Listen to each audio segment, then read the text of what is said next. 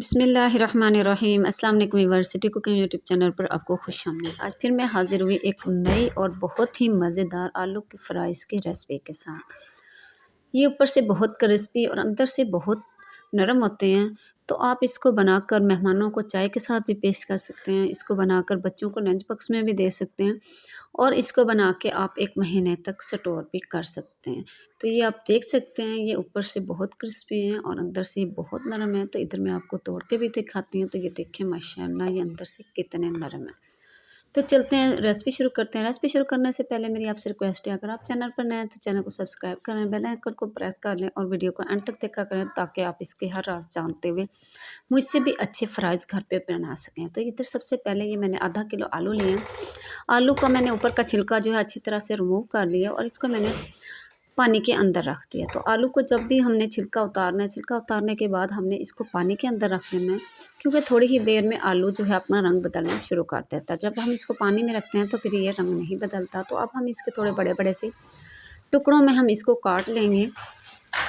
तो ये मैंने इधर आलू के बड़े बड़े से पीस कर लिए हैं। तो अब मैं इसको डाल दूँगी एक पतीली के अंदर। इसको मैंने पतीली के अंदर डाल दिया और इसके अंदर मैंने पानी डाल दिया। तो अब हम इसको रख देंगे चूल्हे के ऊपर उबाइल होने के लिए। तो इधर हमने इसको इतनी देर तक उबाइल करना है जब तक कि हमारे आलू जो हैं अच्छी तरह से नरम ना हो जाएं।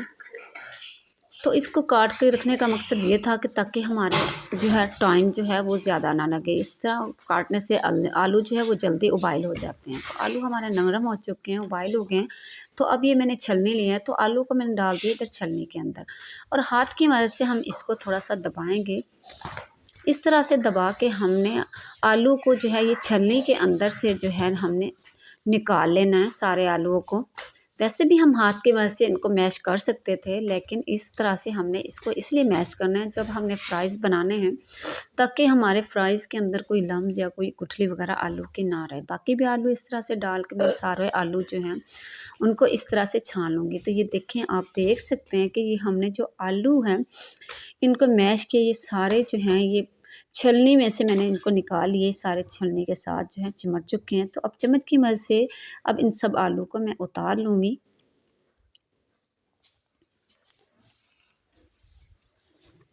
तो इसको अब मैंने निकाल लिया है एक बाउल के अंदर। तो ये आप देख सकते हैं बिल्कुल ये आटे की तरह लग रहे हैं, जैसे हमने आटा गूँधा हुआ हो। इस तरह से हमने इसको मैश करना है और अब हम इसके अंदर डाल देंगे सबसे पहले हाफ़ टी स्पून नमक और हाफ़ टी स्पून इसमें मैं डाल दूँगी 1/3 टीस्पून इसमें मैं डाल दूँगी रेड मिर्चों का पाउडर। और हाथ की मदद से इन दो चीज़ों को हम अच्छी तरह से मिक्स कर लेंगे।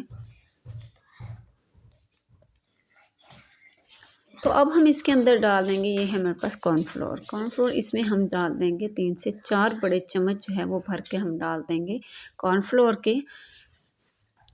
यहाँ मैंने 4 से 5 चम्मच जो हैं 5 से 6 चम्मच लिए हैं कॉर्नफ्लोर के, लेकिन हम इसमें एकदम से सारा कॉर्नफ्लोर नहीं डालेंगे। जितनी हमें ज़रूरत होगी उतना ही हम इसमें डालेंगे और हाथ की मदद से हम इसको अच्छा सा मिक्स कर लेंगे।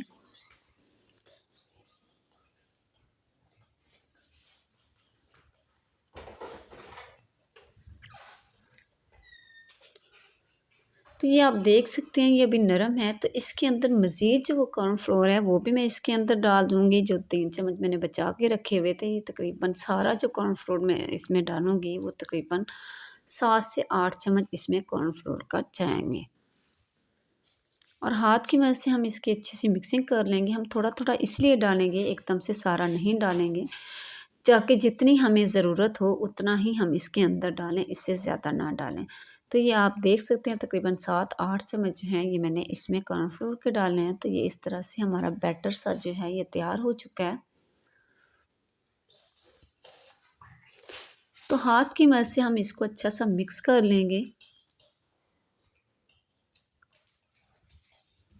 तो इस तरह से हमने इसका बैटर सा तैयार कर लेना है। इसके अलावा हमने कोई ज़्यादा मसाले नहीं इसमें डालने हैं। अगर आप डालना चाहें तो डाल सकते हैं, लेकिन इसमें बस हम नमक और मिर्च भी वो भी दरमियानी ही डालेंगे, ज़्यादा नमक और मिर्च नहीं डालेंगे। और हाथ की मदद से इस तरह से मैं इसका बड़ा सा पेड़ा बना लूँगी। तो ट्रे को मैंने उल्टा करके रख दिया है। तो अब सबसे पहले इसके ऊपर बिस्मिल्लाहिर्रहमानिर्रहीम मैं लगा दूँगी थोड़ा सा कुकिंग ऑयल। इधर हमने ज़्यादा नहीं लगाना।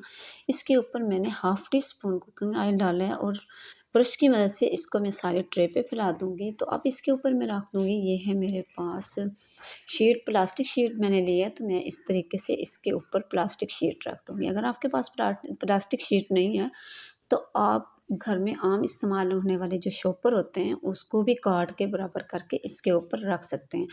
बस इस बात का ध्यान रखना है कि इसके अंदर कोई बल ना हो। इसको बराबर करके हमने ट्रे के ऊपर जो है फैला देना है। तो अब इसके ऊपर दोबारा से हम थोड़ा सा ऑयल की हम इसको भी ग्रीस कर लेंगे। तो अब ये जो हमने वो बैटर सा तैयार कर लिया था, ये हमने पेड़ा सा बनाया, तो अब हम इसको इसके ऊपर रख देंगे और हाथ की मदद से इसको मैं जो है थोड़ा थोड़ा सा फैला लूँगी। तो अब ये मैंने बेलना लिया, तो बेलने की मदद से इसको हम जो है आराम आराम से बराबर कर लेंगे ताकि इसकी मोटाई जो है हर तरफ से बराबर हो। कहीं से ये ज़्यादा पतला और कहीं से ये ज़्यादा मोटा ना हो। हर तरफ से हमने इसको बराबर सा बेल लेना है, जैसे हम रोटी को बराबर सा बेलते हैं।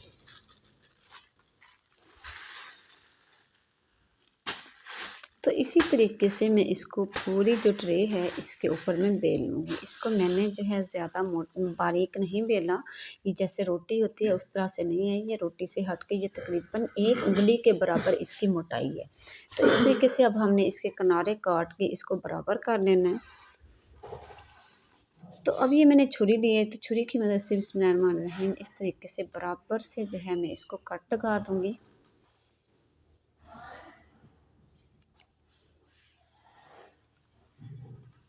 तो ये देखिए इस तरह से मैंने बराबर से इसको लंबाई में कट लगा दिए हैं। अब दरमियान से भी मैंने इसको कट लगा दिया है क्योंकि ये बहुत लंबे थे। अगर आप इस तरह से बड़े बनाना चाहें तो आप बना सकते हैं। तो अब इस तरह से बना के आप इसको किसी बंद ढक्कन वाले डब्बे के अंदर डाल के इसको 1 महीना तक फ्रीज़ भी कर सकते हैं।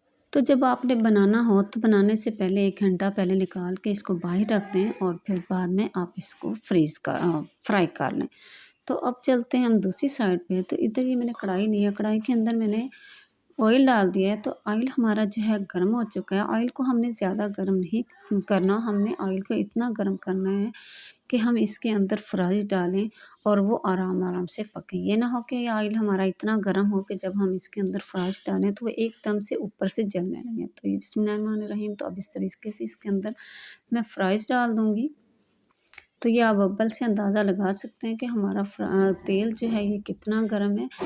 इस तरीके से हम इसके अंदर फ्राई डाल के एक साइड से हम इसको तकरीबन 1 से 2 मिनट तक पकाएंगे, बिल्कुल स्लो फ्लेम पे। तो इधर इसको रखे हुए 2 मिनट हो चुके हैं। तो इधर मैंने इसकी साइड जो है वो चेंज कर लिया। तो इस तरह से हम दूसरी साइड से भी इसको 2 से 3 मिनट तक पकाएंगे, बिल्कुल स्लो फ्लेम पे, ताकि ये ऊपर से बहुत क्रिस्पी हो जाएँ। तो अगर हमने इसके नीचे फ्लेम हाई कर दिया तो ये ऊपर से जल जाएँगे। तो इस तरह से हमने इसको दूसरी साइड से भी 2 से 3 मिनट देने हैं। और अगर इसी दौरान आप चैनल पर नए हैं तो प्लीज़ मेरे चैनल को सब्सक्राइब कर लें। ये आपकी तरफ से हमारी हौसला अफ़ज़ाई होती है और आपकी तरफ से एक इनाम होता है। तो अब हम इसकी भी साइड चेंज कर लेंगे। थोड़ी देर पर हम इसको हिलाते-जुलाते रहेंगे ताकि ये एक ही जगह पड़े हुए एक साइड से जल ना जाए।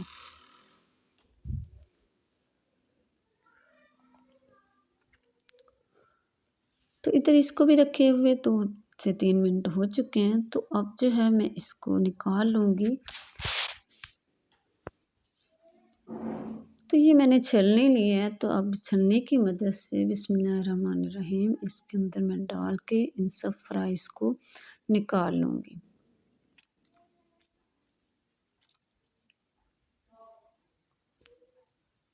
तो ये देखिए माशाल्लाह माशाल्लाह कितना खूबसूरत इनका कलर आया है। ये ऊपर से बहुत ही क्रिस्पी तैयार हुए हैं और अंदर से बहुत नरम तैयार हो चुके हैं। तो अब मैं इनको निकाल लूँगी। इनको मैंने निकाल लिया। तो बाकी जो ये ऑयल है इसके अंदर जो हमारे बाकी फ्राइज़ हैं उनको भी हम इस तरह से एक-एक करके इसके अंदर डाल देंगे और हम इनको भी इसी तरह से पका लेंगे एक साइड से, फिर दूसरी साइड इनकी जो चेंज करके दूसरी साइड से भी हम इसको 1 से 2 मिनट तक इसी तरह से पका लेंगे ताकि ये भी ऊपर से बहुत क्रिस्पी बन जाएँ और अंदर से ये भी बहुत नरम हो। तो ये देखिए माशाल्लाह ये भी हमारे फ्राइज़ जो हैं ये तैयार हो चुके हैं। तो अब इनको भी मैं छलनी की मदद से निकाल लूँगी।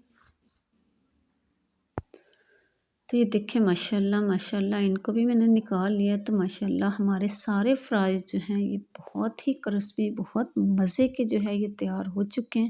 ऊपर से ये बहुत क्रिस्पी हैं, अंदर से बहुत नरम है। बच्चियाँ जो हैं इनको बहुत पसंद करती हैं, छोटे बच्चे भी बहुत पसंद करते हैं। आप इस तरह से बना के बच्चों को लंच बॉक्स में भी दे सकते हैं और इस तरह से बना के आप मेहमानों को चाय के साथ भी पेश कर सकते हैं। और बच्चियाँ ख़ास तौर पे इनको बड़े शौक़ से खाती हैं। और इसको इफ्तारी के दस्तरख़्वान पे भी रखें, इफ्तारी में भी ये बहुत ही मज़े के लगते हैं। और मैं उम्मीद करूँगी कि ये आज की रेसिपी आपको बहुत पसंद आई होगी। अगर रेसिपी पसंद आए लाइक करना, शेयर करना, सब्सक्राइब करना ना भूला करें। इजाज़त चाहूँगी सिटी कुकिंग यूट्यूब चैनल की तरफ से। अगली वीडियो तक के लिए अल्लाह हाफ़िज़। अस्सलामु अलैकुम। सुब्हानल्लाह वल्हम्दुलिल्लाह ला इलाहा इल्लल्लाह।